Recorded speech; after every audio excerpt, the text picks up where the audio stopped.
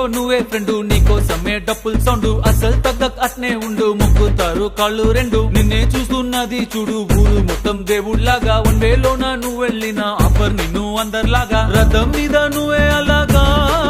దూసుకెళ్తా ఉంటే అపోయమాగా CM PM ఎదురే వచ్చినా నువ్వు సలాం కొట్టే పనే లేదుగా